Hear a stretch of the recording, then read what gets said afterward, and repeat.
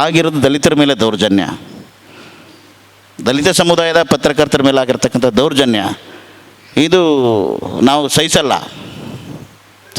ಇದು ಯಾರಿಗೆ ದೌರ್ಜನ್ಯ ಆದರೂ ದೌರ್ಜನ್ಯನೇ. ಅದರಲ್ಲೂ ಪರಿಶಿಷ್ಟರ ಮೇಲೆ ಆದರೆ ಆ ಕಾರಣಕ್ಕೆ ತಾನೇ ಅಟ್ರಾಸಿಟಿ ಕೇಸು ಜಾರಿಯಲ್ಲಿರೋದು, ಸರ್ಕಾರ ಅದನ್ನು ಜಾರಿಯಲ್ಲಿಟ್ಟಿರುವಂಥದ್ದು ಆಗಬಾರ್ದು ಅಂತ. ಆ ಕಾರಣಕ್ಕಾಗಿ ಈ ವಿಚಾರದಲ್ಲಿ ಅವ್ರನ್ನ ಈ ಕೂಡಲೇ ಅರೆಸ್ಟ್ ಮಾಡಬೇಕು. FIR ಹಾಕೋದು ಅಷ್ಟೇ ಪೊಲೀಸ್ನವ್ರ ಜವಾಬ್ದಾರಿ ಅಲ್ಲ, ಅವ್ರನ್ನ ಅರೆಸ್ಟ್ ಮಾಡಬೇಕು. ಮತ್ತು ಅವ್ರನ್ನ ಅಮಾನತಿನಲ್ಲಿಟ್ಟು ತನಿಖೆ ಮಾಡಲಿ. ಸಾಕ್ಷಿಯನ್ನು ನಾಶ ಮಾಡುವ ಸಾಧ್ಯತೆಗಳಿರೋದ್ರಿಂದ ಅವ್ರನ್ನ ಅಲ್ಲಿ ಹುದ್ದೆಯಲ್ಲಿ ಮುಂದುವರಿಸ್ಕೊಂಡು ಇವರು ತನಿಖೆ ಮಾಡಿದ್ರೆ ಖಂಡಿತ ಹಲ್ಲೆಗೊಳದಂಥ ಪತ್ರಕರ್ತರಿಗೆ ನ್ಯಾಯ ಸಿಗೋದು ಡೌಟು. ಆ ಕಾರಣಕ್ಕಾಗಿ ಈ ಕೂಡಲೇ ಸರ್ಕಾರ ಅವರನ್ನು ಅಲ್ಲಿ ತೆಗೆದುಹಾಕಲಿ, ಅಮಾನತಿನಲ್ಲಿಟ್ಟು ತನಿಖೆ ಮಾಡಲಿ. ವಾಸ್ತವತೆ ಆಗ ಸುಲಭವಾಗಿ ಅವ್ರ ಮೇಲೆ ಕ್ರಮ ಕೈಗೊಳ್ಳೋದಕ್ಕೂ ಸಾಕ್ತದೆ. ಪೊಲೀಸ್ನವ್ರಿಗೂ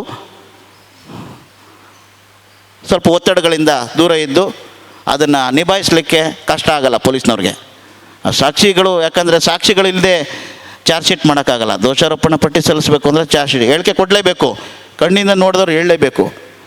ಸೊ ಆ DD ಬೈಕ್ಗೆ ಯಾರೂ ಹೇಳಲಿಲ್ಲ ಅಂದರೆ ಪೊಲೀಸ್ನವ್ರು ಚಾರ್ಜ್ ಶೀಟ್ ಮಾಡೋದು ಹೆಂಗೆ?